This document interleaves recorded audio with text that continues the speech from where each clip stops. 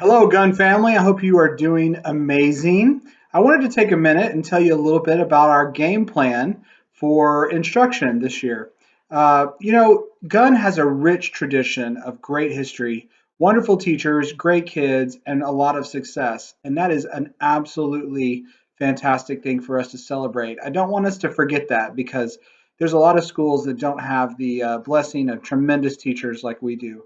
So we are so grateful to have such a great foundation.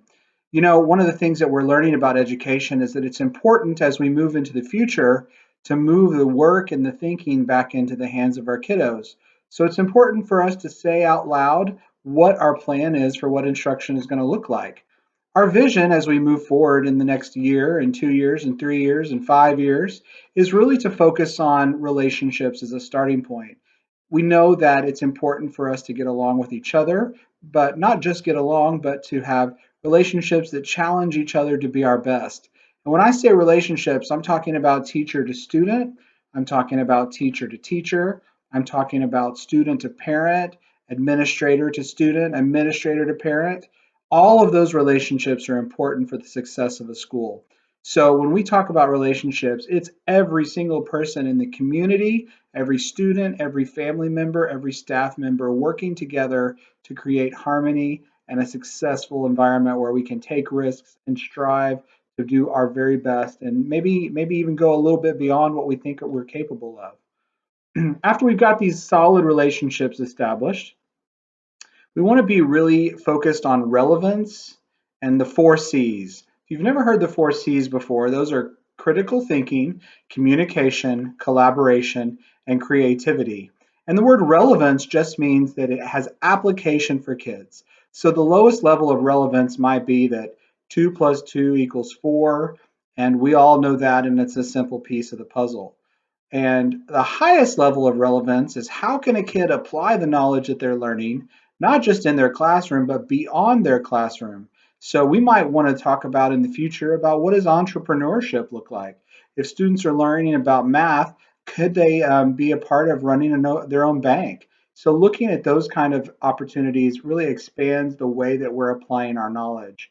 So the four C's are about students doing the thinking, students actually doing the work, and about real world experiences that challenge students not only to change the world today, but to look at what problems exist that we haven't identified. You know, Several years ago, I heard about this thing where a car would come to your house, pick you up, and take you to the airport. I'd never heard of what Uber was, didn't have any idea. I didn't even know I needed it. Somebody identified that Uber needed to be a thing. And now a lot of people use it every day. We're not teaching our children just to solve problems, but to identify the needs in the world and to know how to move forward and find creative solutions to those that they've identified. Rigorous teaching is not just about teaching what's in the curriculum. Yes, that's important. We have to focus on that. But it's teaching kids how to use it beyond the school and in their life. How can they apply that in their world? Arlington ISD is working on something called the active learning cycle. And you might have heard a little bit about it. The active learning cycle is just what we just said. It's moving students into the future by getting them to be empowered to be in charge of their own learning. We are experimenting with right now in our science classes. Our science team has done one active learning cycle. They're getting ready to do a second one, and we'll be doing another one before the year's over. So, what this process looks like is that teachers have done all of their work up front. They've designed the lesson, they know exactly what kids are learning, they've designed experiences for kids, but the kids are going to be in the seat driving the car. So the kids are going to be in charge of identifying where they are on that success continuum and where their next step needs to be. So the key pieces of that active learning cycle begin with inspire, and then it moves to commit, acquire, apply, and demonstrate. Let me tell you real quickly what that means. Inspire is about understanding why we need to know this. If we're learning about the Pythagorean theorem, what does that have to do with the real world? I can always learn it in math and get it in math and thumbs up, I've got it, move on. But how does it apply in the real world? Why does it have value? Commit is understanding where I am and committing to what it is I need to learn. So every kid's going to be in a different place. Your child might be really, really strong at math, And so they need to start in a different place than a student who's maybe not as strong. And so committing is knowing where I am and committing to do the work to learn the next steps. Acquire is intentionally designed activities that teachers will create and kids will participate in that help them acquire the knowledge of what they needed. They said, I've committed to learning these things. Now, here are the experiences with which you'll acquire them.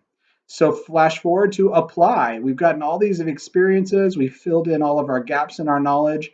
We've learned the new material that we need to learn through this active learning cycle. Now it's time to apply. So, teachers have designed challenges that help students apply that knowledge in a new way. And finally, the kids have to demonstrate their learning. So they will produce a product or a project that helps to show everything that they've learned in this. Here's the wonderful news. This active learning cycle challenges every kid every day. It makes sure that they're all in the power zone, which means they're learning something that they need to learn and they're focused and their energy is spent well. Sometimes, if we teach to the whole middle of this class, we'll miss those kids who are high achievers. And the kids who are behind a little bit, they get lost. So teaching to the middle doesn't always work out like we want it to. It's best if we can target and focus on every kid every day. And that's what active learning cycle does. We also want to congratulate the science department for being our early adopters. And we want to let you know that you can expect to see more of this in the future as we get better at it. We hope that if you have any questions, you'll feel free to email me or email your teachers if you want to know more. My email address is on the screen below. So thanks for your time. Thanks for listening. Have a wonderful day.